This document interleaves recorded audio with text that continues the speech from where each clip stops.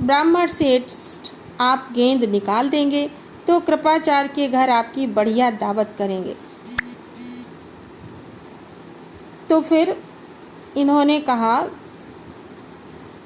हे ब्राह्मण श्रेष्ठ, कौरव पांडवों ने कहा कि तुम अगर आप हमारी गेंद निकाल देंगे तो हम कृपाचार्य के यहाँ आपकी अच्छी सी दावत करेंगे।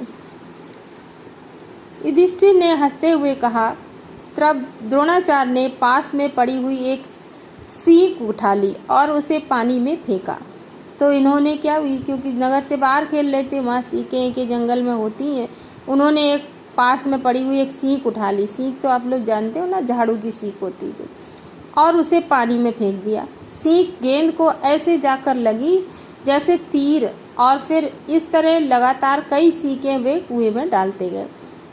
तो वो सीख जा कर के किससे लग गई, कुएं में, गेंद में लग गई, और फिर ऐसे लगा जैसे कोई बाण उसमें लगा दिया गया हो।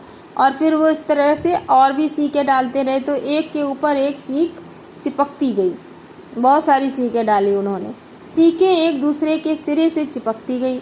जब आखिरी सीख का सिरा कुएं के बाहर तक पहुंच गया तो द्रोणाचार्य ने उसे पकड़कर खींच लिया और गेंद निकल आई। तो जब आखिरी सीख जो थी वो ऊपर निकल आई कुएं के बाहर, तो उन्होंने उसको पकड़कर खींच लिया और अंगूठी जो थी उनकी गेंद निकल आई बाहर। सब राजकुमार आश्चर्य से यह करतब देख रहे थे। अब सब राजकुमारों को बड़ा आश्चर्य हुआ कि ये कैसे हो सकता है। उन्होंने ब्राह्मण से विनती की कि युधिष्ठिर की अंगूठी भी निकाल दीजिए। तब उन्होंने कहा, उनसे विनती करी कि युधिष्ठिर की अंगूठी भी निकाल दीजिए। द्रोण ने तुरंत धनुष चढ़ाया और कुएं में तीर मारा। पल भर में बाण अंगूठी को अपनी नोक में लिए हुए ऊपर आ गया। द्रोणाचार्य ने अंगूठी युधिष्ठिर को दे दी। ये चमत्कार देखकर राजकुमारों को और भी ज़्यादा अचरज हुआ। जब राजकुमारों ने ये देखा चमत्कार, तो उन्हें और भी अचरज हुआ। उन्होंने द्रोण के आगे आदरपूर्वक सिर नवाया और हाथ जोड़कर पूछा, महाराज हमारा प्रणाम स्वीकार कीजिए। तब उन्होंने द्रोण के आगे आदरपूर्वक सिर झुका करके कहा, हाथ जोड़ करके, कि महाराज हमारा प्रणाम स्वीकार करें और हमें अपना परिचय दीजिए कि आप कौन हैं, हम आपकी क्या सेवा कर सकते हैं, हमें आज्ञा दीजिए, हमें यह आज्ञा दीजिए कि हम आपकी क्या सेवा करें।